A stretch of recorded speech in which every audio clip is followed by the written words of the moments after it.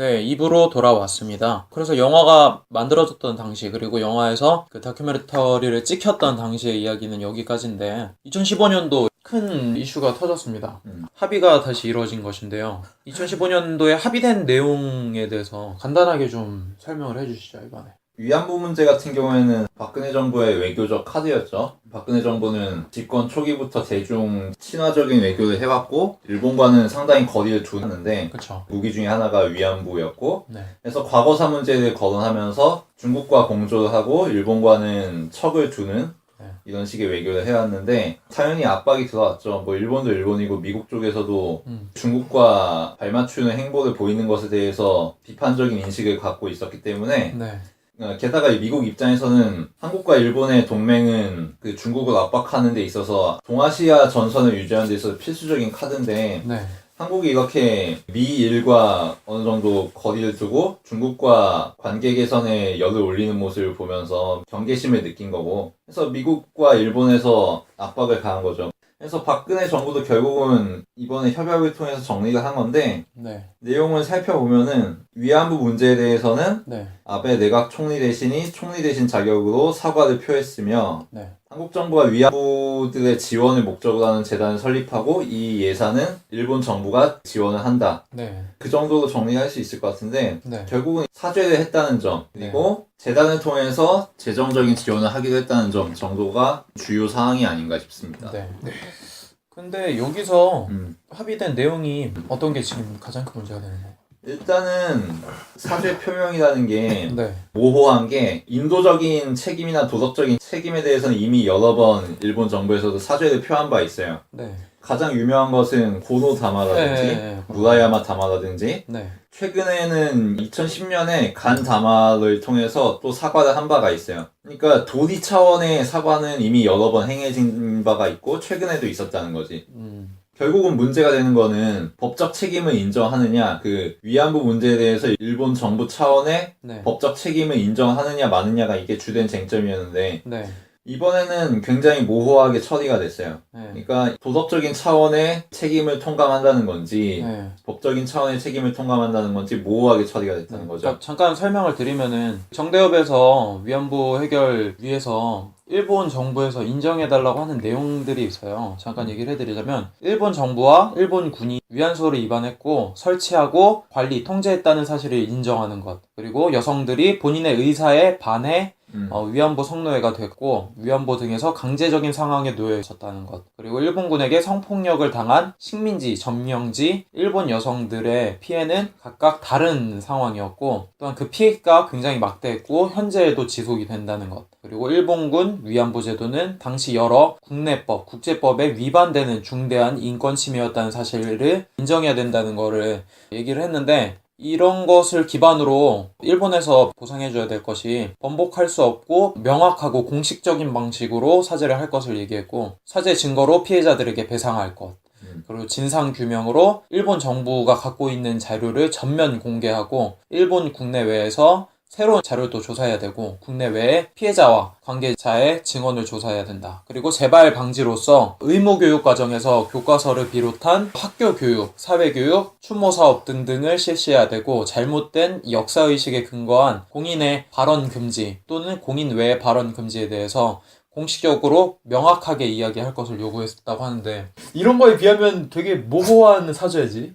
그 기자회견문 전문을 정확히 읽어드리면 네. 위안부 문제는 당시 군의 관여하에 네. 다수의 여성의 명예와 존엄에 깊은 상처를 입힌 문제로서 네. 이러한 관점에서 일본 정부는 책임을 통감함. 아베 내각 총리 대신은 일본국 내각 총리 대신으로서 다시 한번 위안부로서 많은 고통을 겪고 심신에 걸쳐 치유하기 어려운 상처를 입은 모든 분들에 대해 사죄와 반성의 마음을 표명함. 이렇게 돼 있는데 여기서 모호한 거는 네. 책임을 통감함이라고 했지 이게 법적 책임이라는 명확한 어휘를 쓰지 않았고 그렇죠. 그리고 군에 관여하라는 말을 썼는데 네. 이것은 일본 정부와 일본 군이 위안부 문제에 관련이 돼 있다는 것을 인정한 거긴 하지만 이것이 정부 주도 차원에서 행해졌다는 것을 의미하진 않거든.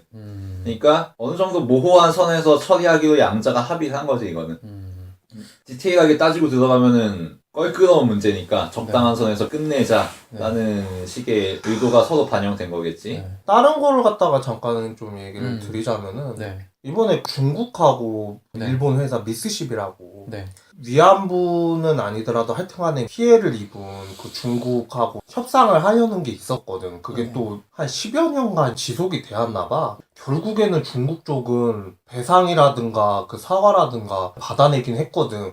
근데 그 시점이 오묘한 게 좀 있긴 있어. 미국하고 중국을 갖다 G2라고 많이 부르잖아요. 선진국 대열 중에서도 강대국 두 나라를 지칭해서 부르는데 그 시점하고 맞춰가지고 중국한테는 그렇게 사과를 했다는 게 밝혀졌는데 네. 거기에서는 배상도 배상이지만 사과까지 그렇게 명확하게 했음에도 불구하고 네. 말로 사과를 하고 마음을 담아서 사과를 했다면은 네. 저는 이게 훨씬 더 쉬운 쪽이라고 생각을 하는데 네. 우리는 전범 국가가 전혀 아니다. 밑에 있는 애들이 잘못했을 뿐이다. 네. 자기네들이 미화를 시키려고? 우리는 잘못한 게 없다. 회사가 잘못한 것 뿐이지. 세계 정세가 그랬었을 뿐이고. 그렇게 얘기하는 자체가 너무 괘씸하다고 보이니까 네. 나는 그런 거에 있어서 화가 많이 난다는 거지. 그리고 아까 전에 얘기했던 거에 또 덧붙여서 얘기하자면은 28일 날에 아베 총리 나와가지고 저거는 그냥 합의문을 얘기를 해준 거야. 직접 자기가 나와서 얘기를 한 것도 아니야. 그러고서는 나중에 28일 날에 인터뷰를 했는데 올 오버 완전 끝나버렸다고.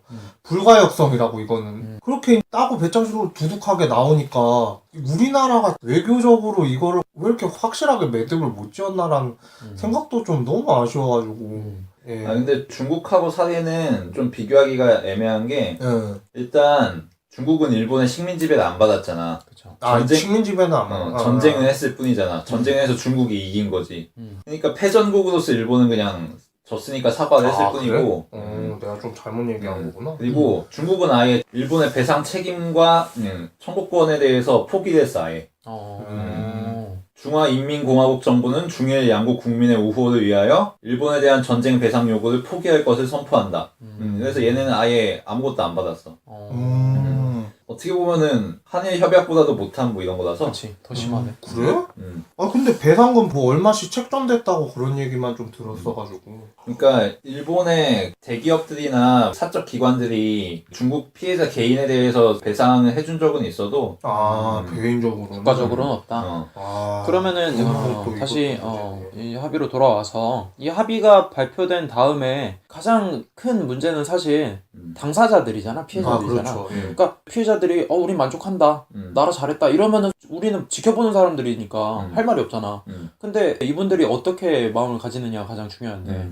대부분은 이번 협약에 대해서 굉장히 비판을 하시고 있죠. 그렇죠. 그리고 애초에 한일 위안부 문제 및 과거사 문제라는 것 자체가 일제강점기 피해자들의 입장을 반영해서 정부가 주도한 게 아니라 그냥 그 사람들과 무관하게 정부가 외교적인 카드로서 써왔을 뿐이거든. 그리고 이번 협약도 피해자 개개인의 입장과는 별 상관없이 정부에서 행했을 따름이고. 그렇죠. 일단 그거부터가 비민주적이고. 거기다가 이미 한국 정부는 원죄가 있잖아. 한일 기본 조약을 통해서 청구권을 소멸시켰다는 이 원죄가 있는데. 그쵸. 그러니까 말하자면 한국 정부는 이 건에 대해서 말할 자격이 없는 거지. 이미 이 문제를 이렇게 꼬이게 만든 주체니까. 근데 이제 와서 피해자들의 입장과는 전혀 관계없이 자신들이 자의적으로 주도해서 협상을 종결지어 버렸다는 것 자체가 50년 전의 일을 반복한 거지. 그때도 피해자들의 입장과는 동떨어진 결정을 내린 거잖아. 결국은 일본에게서 보상금을 받아내겠다는 게 목적이었을 뿐이고. 굉장히 아쉬운 게 한국 영화는 되게 뻔하게 잘 만들면서 현실은 뻔하게 가지 못할까라는 생각이 들으니까 이게 영화로 만들었다 치면 박근혜가 우리 아버지가 자행했던 일에 대해서 제가 정말 잘못했다고 느낀다. 그래서 할머니들을 모셔서 일본으로 데려갈 수 있는 분은 데려가서 발표할 수 있는 자리에 가서 이렇게 사과를 했다. 사실 일본 저 사람들도 굉장히 우익이라서 이런 자리를 마련하는 것 자체도 힘든데 저희 아버지가 잘못한 것이 있기 때문에 그것을 씻기 위해서라도 당신들의 마음이 풀렸으면 좋겠다. 그리고 일본도 사과하고 그렇게 해서 뭔가 국제시장 같은 그런 훈훈한 결말로 갔으면은 한국 영화에서나 나올 법한 뻔한 일들이 현실에서 일어나네? 좀 훈훈하네? 이럴 수도 있지 않았을까? 라는 생각이 됐는데 이건 뭐 내부자들이야. 어퓨군맨이지. 죽음. 아니 이게 뭐 하는 짓이지? 라는 생각이 들어. 난 이번 상황을 보면서 전도연하고 송강호 나왔던 밀양이라는 영화가 안 떠오를 수가 없더라고. 전도연의 자식이 납치를 당해서 죽어버리잖아. 그래서 용기를 내서 수감하고 있는 범죄자한테 가서 내가 당신이 너무나도 믿고 화가 나지만 용서하기로 했다 당신을. 그랬더니 갑자기 범죄 저지른 사람이 나 용서할 필요 없는데? 나 하나님한테 용서받았는데요? 이래버리니까 전도연이 화가 나서 미칠 지경인 거잖아. 아니 이거랑 너무 비슷한 상황 아니야? 피해를 입으신 위안부 할머니 당사자들이 사과를 받고 싶어서 가만히 있는데 갑자기 옆에서 야 쟤네들이 사과해줬대. 우리가 이거 돈 가져왔어. 너네 이거 가져가. 이거나 비슷하지. 아니 누가 사과 받아달래? 이 미친놈들 아니야. 너네 아빠가 옛날에 그렇게 해놓고서 네 딸년이 또 이러는 거야? 이 할머니들의 상황이 나는 당연히 모르지. 그분들의 마음은 알 수 없지만 옆에서 보는 입장에서는 그렇게밖에 안 보이지. 그 할머니 한 분이 왜 우리를 두 번 죽이려 그러냐. 왜 너네들이 우리 인생 살아주는 것도 아니고 그 고통을 너네가 어떻게 하냐. 너네 뭐 하는 애들이냐. 우린 국민 아니냐. 우린 대한민국 딸이 아니냐. 이렇게 얘기를 하는데 이거 완전 진짜 외교적인 카드로만 쓰는 거고 인간으로 안 보는 거지 뭐. 그 생각도 했어요. 다큐멘터리 보면서 송신도 할머니가 그 자리에 있었다면 외교부 차관한테 도대체 어떻게 했을까. 뭔가라도 한 바가지 뿌렸을 것 같아 그냥. 근데 그 사람들한테는 따뜻한 말 한마디가 필요했던 거지. 그리고 사과라는 게 필요한 거고. 정말 난 두 번 죽인다는 말이 너무나도 진짜 그 상황에 대해서는 안 공감하기는 어렵지 않을까라는 생각이 들어. 다른 대통령이 나와서 이렇게 했으면 모르는데 그 아빠의 그 딸이 똑같은 일을 자행했으니 얼마나 화가 나실까. 차라리 협상 카드였으면은 내가 봤을 때는 좀 더 이거를 끌고 갔어야 된다고 봐. 그리고 이번에 나온 거 중에서 좀 어이없었던 게 할머니들이 더 나이 드시기 전에 빨리 이거를 갖다 해결을 봐야 된다 이렇게 얘기를 하는데 꼭 그 시기가 이번 시기여야만 됐는가라는 생각이 좀 들면서 그리고 할머니가 나와가지고 그 얘기를 또 했어요. 아직까지도 우리는 싸울 힘이 남아있다라는 거. 피해 당사자가 그렇게 얘기를 하고 있는데 왜 여기에서 단절을 시켜버리려고 하는 건지 난 그 이유를 알 수가 없는 거지. 난 솔직히 이번 게 너무 아쉬운 게 뭐냐면은 정부에서 태도만 조금 더 섬세하고 좀 더 디테일하게만 가져갔으면은 생각보다 잘 끝날 수도 있었어. 왜냐면 사실 일본에서의 지금 반응은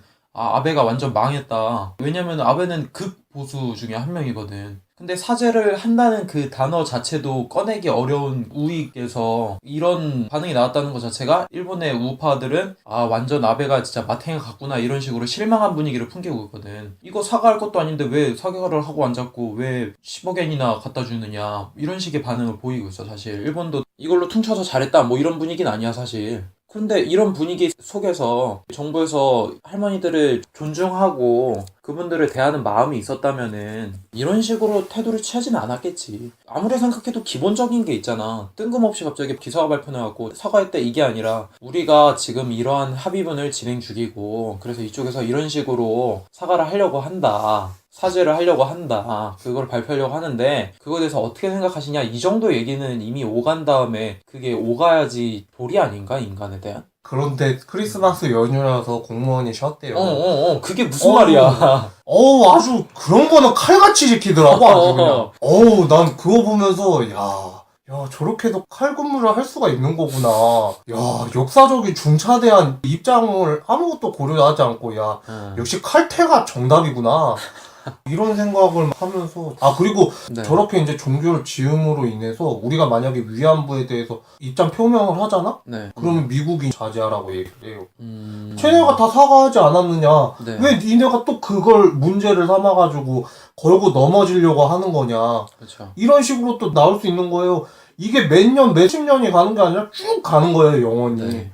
지금 영원히 가는 거를 갖다가 여기에서 협상을 갖다가 휙 해버려가지고 끝내버리려고 하는 거기 때문에 우리나라 입장으로서는 엄청나게 피해를 본 거고 일본 입장으로 봤을 때는 엄청나게 이익을 얻은 거지. 그리고 아베가 똑똑하다라는 이야기가 일본 입장에서는 되게 현명하고 똑똑한 판단했다. 이런 얘기가 나올 만도 한 거지 지금.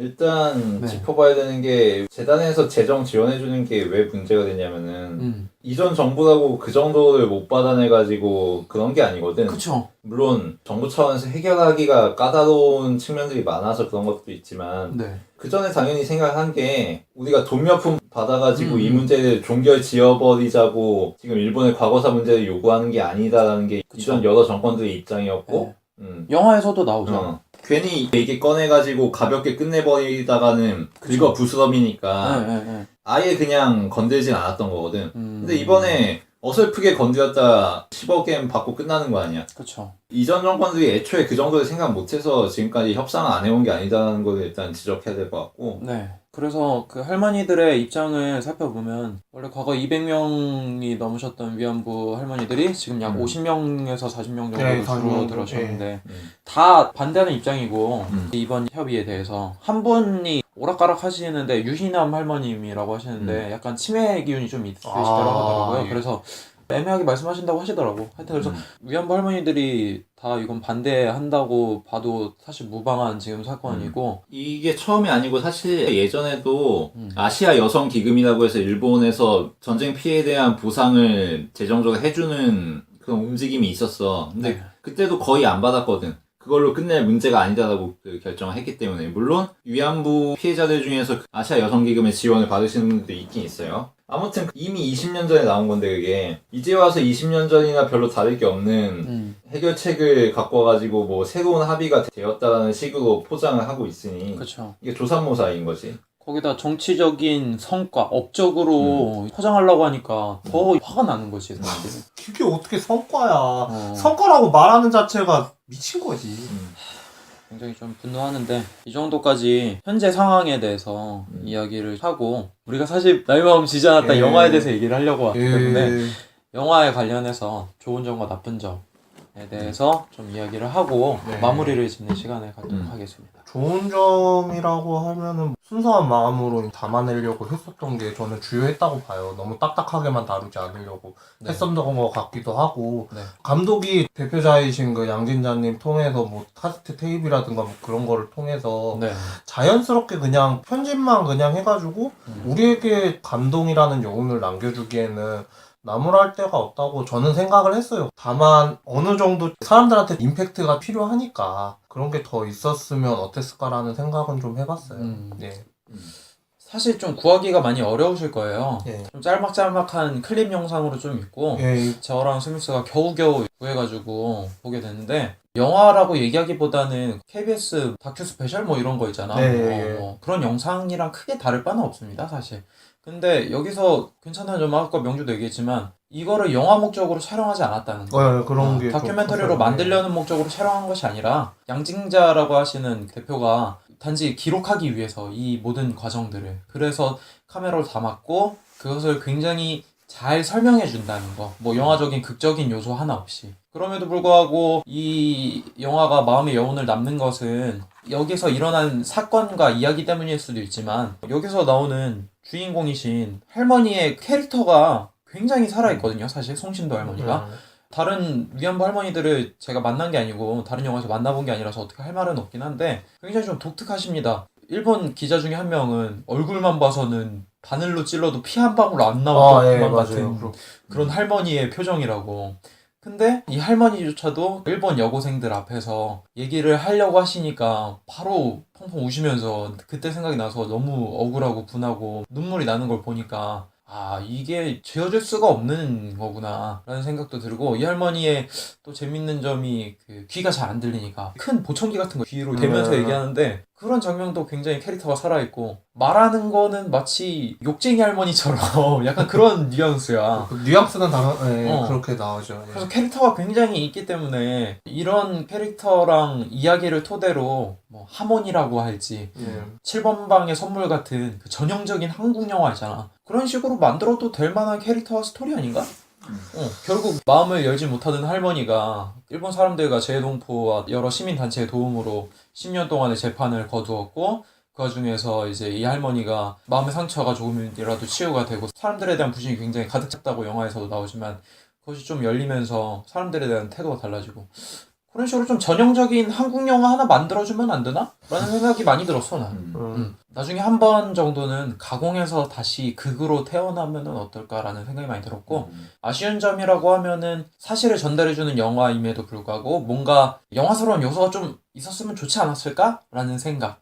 그런 거. 예를 들면은 그 수많은 테이프들을 편집하는 과정이었잖아. 그렇죠. 그러니까 그 편집하는 과정에서 편집자의 주관이나 그런 것을 통해서 좀 얘기를 하면 어땠을까? 처음부터 끝까지 사실을 가지고만 일방적으로 얘기를 하는 듯한 다큐멘터리이기 때문에 극적인 요소나 그것을 하면서 느꼈던 이 편집자의 마음? 뭐 그런 거가 조금 섞여 있었다면은 영화적으로도 좀 더 재미있지 않았을까라는 생각이 들어. 왜냐면은 정훈교육 같은 그런 느낌이기 때문에 그게 조금 아쉽다는 거지. 왜냐면 포스터는 굉장히 좀 재밌거든. 그래서 영화적으로 봤을 때 조금 아쉽지 않나. 하지만 그 내용으로 봤을 때는 귀한 원석이 아닐까라는 생각을 들었어. 이 작품의 문제는 네. 위안부 문제라는 이슈에 대해서 다룰 거면은 네. 건조하게 그 이슈가 갖고 있는 문제점과 네. 사실관계 등을 꼼꼼하게 정리해주는 그런 작품을 내든가 송신도 할머니라는 개인의 피해와 기억을 다룰 거면은 그 삶을 디테일하게 보여주든가 나는 양자택일을 좀 했어야 된다고 보는데 이거는 어느 것도 아니거든. 이도저도 아니고 그쵸. 피해자 할머니가 있고 이분이 당한 인생의 고통이 뭐고 이 할머니 참 불쌍하다. 뭐 이 정도로 끝나거든. 네. 위안부는 나쁜 일이었다. 네.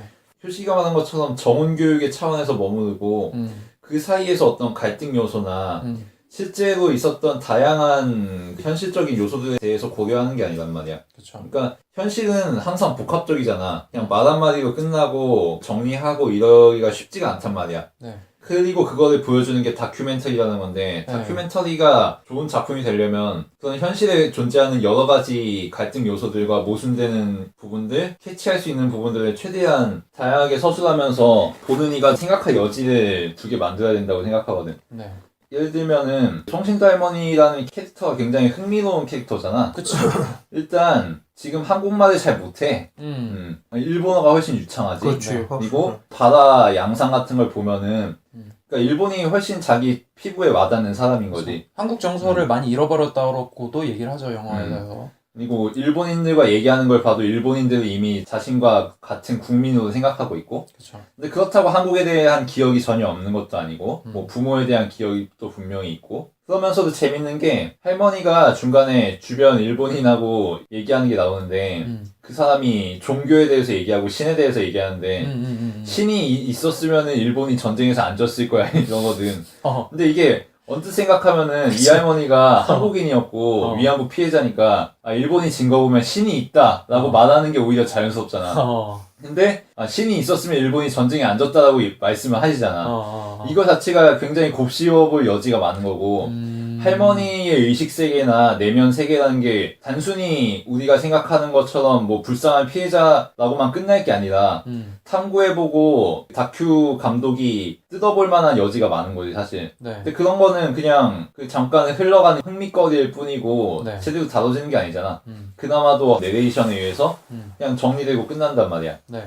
그런 여러 가지 갈등 요소들을 너무 가볍게 취급하지 않았나 싶고 좀 더 좋은 작품이 되기 위해서는 이런 현실에 모순되는 요소들, 할머니가 가진 모순되는 요소들 혹은 위안부 문제에 대해서 다뤄봐야 될 여러 가지 시각들 네. 그런 것들을 좀 복합적으로 다뤄주면서 관객이 그냥 위안부 문제 이런 게 있었지 이거 나쁜 일이자 하고 끝나는 게 아니라 이 작품을 봄으로써 좀 더 발전된 시각을 가지고 이해 수준을 높이는 이런 작품이 됐어야 된다는 거지. 네. 그 점에서 많이 아쉽다고 생각하고 예컨대 이런 것도 생각해 볼 수 있지. 위안부라는 게 일본군 위안부만 있는 게 아니고 한국전쟁 당시에 한국군 위안부도 있었고 양공주 같은 것도 사실은 미국군 위안부인 거거든. 그런 식으로 한국에서는 군대에 의한 피해자들, 그치. 그 전쟁 피해자들이라는 게 계속 양산되어 왔는데 이 위안부 문제라는 게 일본에 의해서만 자행된 게 아니고 네. 계속 똑같은 양상이 반복되어 왔단 말이야. 그치. 그리고 그 양상이 반복된 것은 마치 한국이 일본으로부터 형식적으로는 독립을 했지만 정신적으로는 전혀 독립하지 않았음을 보여주는 것들이고 예를 들어서 한국군 위안부 같은 경우 보면은 딱 일본군 위안부를 한국 정부에서 모방을 해서 만든 거거든. 그런 거 생각하면은 이게 말만 독립이지 사실은 독립을 못한 거나 다름이 없지 않느냐라는 비판을 할 수 있는 거지. 꼭 이런 방향으로 가야 된다는 건 아니지만 그거 외에도 여러 가지 테마라든가 기획을 그냥 심도 깊게 할 수 있었는데 네. 너무 단순하게만 가지 않았나 싶어서 아쉽고 그럼에도 불구하고 소재가 너무 좋았기 때문에 그냥 송신도 할머니라는 작품의 소재가 된 대상 자체가 워낙 뭐 특수하고 곱씹을 만한 여지가 많은 대상이었기 때문에 네. 뭐 그럭저럭 괜찮은 작품이 된 게 아닌가 싶고 네, 위안부 관련해서 거의 뭐 정치 얘기를 안 할 수가 없어서 굉장히 길게 얘기를 했는데 나의 마음을 지지 않았다. 사실 마무리를 하고 네, 끝내도록 하겠습니다. 우리가 유행 타고 그런 거가 아니라 기업을 했으면 좋겠다라는 입장에서 우리가 이 녹음을 마친 것 같고요. 네. 만약에 제가 컨디션이 좀 좋았으면 정훈이가 편집점을 자기가 힘들었을 거예요. 따르릉이 너무 많이 나오면 또 안 되니까 차분하게 마무리를 짓도록 하면은요. 그렇게 우리나라에서 선진국들이랑 비교질을 그렇게 해야 되는데 네. 혹시 2015년도 타임지 올해의 인물로 선정된 사람이 누군지 아세요? 누구? 메르켈 총리예요. 근데 네. 독일도 옛날에 나치 피해를 받으신 분들에 있어서 보상이라든가 사과라든가 지금까지도 쭉 해오고 있어요. 네.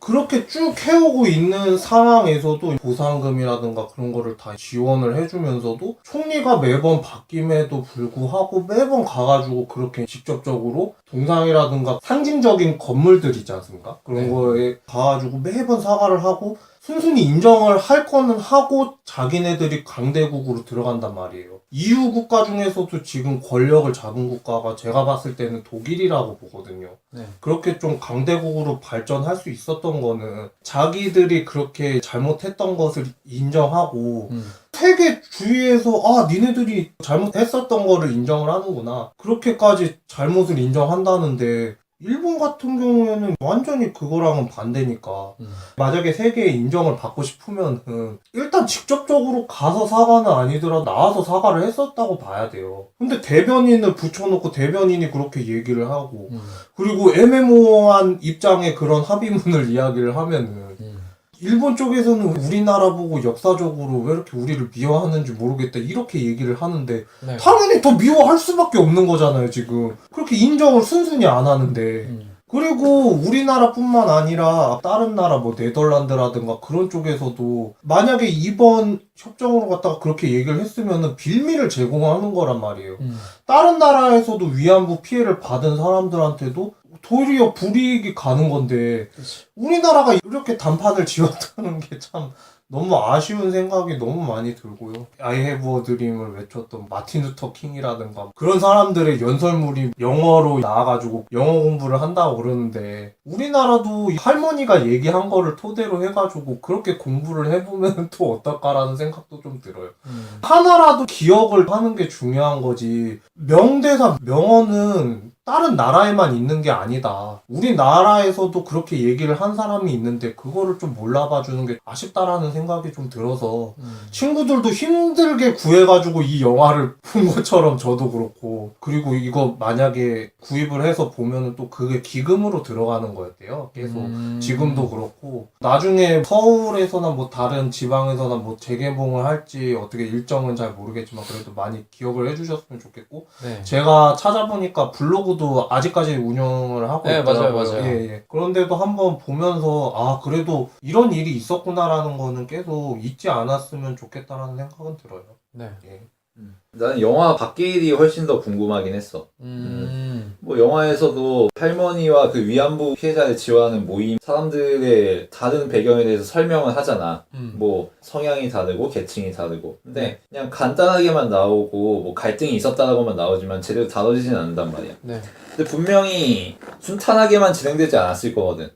서로 간에 갈등도 있었을 거고 오해도 있었을 거고 여러 가지 충돌이 있었겠지. 네. 그런 점들을 한번 다큐에서 다뤄봤으면 어땠을까. 왜냐하면은 사실 우리를 포함해서 이 위안부 문제에 접근하는 모든 사람은 외부인이잖아, 엄밀하게 말하면. 그리고 그 외부인들을 대변하는 게 작품에 나온 피해자 지원 모임의 사람들인 거고. 네. 그 사람들과 할머니가 어떤 관계를 가졌는가, 어떻게 마음을 열게 됐는가, 어떻게 마음을 열게 되었으며 그 과정이 순조롭기만 했는가, 그런 걸 좀 보여줬으면은 우리 같은 외부인들에겐 좀 더 귀감이 되지 않았을까 싶고. 네. 나는 예전에 인상 깊었던 게 아까 얘기했던 아시아 기금 그거와 관련해서 문제가 됐었던 게 음. 일본 측에 의해서 그 기금을 지원받기로 결정한 위안부 할머니들이 계셨어. 나는 이 정도도 충분하다고 생각하고 이거 받고 끝내겠다. 근데 뭐 그럴 수 있는 거잖아. 개개인의 생각에서. 근데 정대협 쪽에서 그 사람들을 배신자로 몰고 맞아. 피해자로서의 순수성을 공격을 하고 그런 식의 갈등들이 벌어졌거든. 그런 식으로 이런 위안부 피해자라는 피해자 개개인들과 그것을 바라보는 우리 같은 사람들의 시선과 그리고 그 사이에서 이 문제 해결을 위해서 운동하는 당직자들의 입장과 이런 것들이 여러 가지 상충될 여지가 많단 말이야. 네. 그리고 그거는 우리가 이 문제에 접근하면서 당연히 부딪힐 수밖에 없는 문제고 그것들을 다루는 작품을 한번 만났으면 좋겠다는 생각을 했어. 제가 마무리하자면 스티븐 스필버그 작품 중에 신들러 리스트라는 작품이 있었죠. 그리고 재작년이었나요? 그 노예 17년이라는 작품으로 아카데미에서 작품상을 받았나요? 감독상을 12년. 받았나요? 예, 노예 12년. 예. 작품상이었지 아마? 네. 과거에 있었던 역사적 사실을 가지고 굉장한 마스터피스를 만들어냈다는 생각을 해요, 영화적으로. 우리나라 영화 산업이 세계에서도 손꼽히는 분야로 떠오르고 있는데 암살 같은 작품으로 우리나라 대상을 주기에는 영화판이 너무 커지지 않았나라는 생각이 들어요. 솔직히 무게감이 너무 다르잖아요. 암살이랑 노예 12년과 신들러 리스트를 비교하기엔. 물론 친일파를 건드려서 대중들에게 조금이라도 어필을 했다는 사실에 대해선 감사하게 생각합니다. 하지만 우리나라 영화 산업이 이렇게까지 컸는데도 불구하고 과거에 있었던 중요한 상처나 그런 문제들을 고지전, 태극기 휘날리며 무공운전이에요. 무공운전이요, 그러네. 그 정도 수준으로 사람들의 감성을 자아내는 거는 좀 후진국스럽지 않나? 조금 삼류스럽지 않나? 라는 생각이 들어요. 굉장히 좋은 보물과 원석들이 많습니다. 그리고 그런 것들이 마스터피스로 거듭날 수 있는 기회도 많고요. 영화 산업에서 이런 쪽을 건드렸으면 좋겠지만 사실 그게 쉽지 않은 것도 현실이긴 한데 저도 스미스 말대로 그런 좋은 작품을 좀 만날 수 있었으면 좋겠다라는 생각도 들고요. 마지막으로는 지금 4일째, 5일째인가요? 수요 집회가 연일로 계속 이어지고 있습니다, 지금도. 그래서 한 번쯤 관심을 갖고 한번 찾아보셨으면 좋겠다는 생각이 들고요. 다음 주에 그것도 해요. 1월 6일 날에 해요. 또. 지금도 하고 있다고 하더라고요. 계속 해요. 예. 마지막으로 하고 싶은 이야기가 역사는 결국 되풀이 됩니다. 과거에도 그랬던 대통령이 지금에서도 똑같은 짓을 하고 있고 남 일이나 마찬가지예요. 사실 위안부 일은 뭐 내 친인척이 아니거든. 그리고 지금 와서 나 먹고 살기 바쁘지. 이거 언제 쳐다볼 시간 있어. 그런 게 좀 많아요. 네. 근데 역사는 분명히 되풀이되고 우리가 경각심을 가지지 않는 한 나의 친인척들 아니면 내 자신이 똑같은 희생양이 될 수도 있는 것입니다. 좀 그런 것을 했을 때 다시 한번 일깨워야 되지 않을까라는 생각에서 오늘 나의 마음은 지지 않았다를 다루었습니다. 다른 거 이번에 그 류승환 감독이 군함도라고 만들고 있어요. 군함도는 무한도전 보신 분들도 알겠고 네네네. 저는 그 전에 다큐라든가 그런 걸 봐서 좀 알긴 알았었는데 네. 그 스시마섬에 대한 이야기죠. 그 위안부 문제뿐만 아니라 스시마섬에 강제 노역으로 끌려가셨던 분들 그쵸. 뭐 그런 쪽 이야기도 지금 영화로 제작을 하고 있대요. 그 류승환 감독 표로 만들고 있는데 환영할 일이네. 만약에 그게 또 베테랑처럼 만들면은 문제가 되겠지만 아니 근데 베테랑이 뭐 좋다 나쁘다를 떠나서 그런 메이저 감독이 그런 문제를 다룬다는 것 자체가 너무 환영이지. 그럴 뿐더러 그렇게 만들 것 같진 않고요. 당연히 그러니까 웃기게 만들면 안 되지. 오락성으로 만들면은 이건 안 되는 영화이기 때문에 그렇게 만들 것 같진 않고요. 심각한 문제를 어떻게 심각한 거니까 뭐 어쨌든 간에 그렇게 하는데 그 묘비라든가 그런 거 보면은 참 관리라든가 우리의 그 무관심 속에 그런 게 좀 있는 것 같아서 그쵸. 나도 서명이라도 하고 간 기억은 있었는데 그래도 관심을 많이 가졌으면 좋겠다라는 생각도 좀 들어요. 다시 한번 얘기를 드리지만 그런 것도 제작돼 있으니까 효식의 말처럼 상업 그 영화 하는 쪽에서도 좀 그런 거 많이 다뤄줬으면 하는 바람이 있네. 네. 사실 2차 대전 관련해서 나온 영화가 굉장히 많지 뭐. 그렇게 쏟아져 나올 만한 소재거리고 다시 한번 잘못한 사람 잘못한 거고 잘한 사람 잘못한 거고 뭐 이렇게 그런 부류의 영화들이 많은데 그런 거를 따졌을 때 우리나라의 그 영화는 좀 많이 아쉽지 않나라는 생각이 들어요, 사실. 드라마로 좀 많이 다뤄지지 오히려. 아마 그래서 영화로는 못 나오는 게 아닌가. 안방극장에서 많이 만나는 소재다 보니. 그럴 수도 있겠다. 네, 이 정도로 나의 마음은 지지 않았다. 마무리 짓도록 하겠습니다. 지금까지 저희 영화계를 들어주셔서 감사드립니다.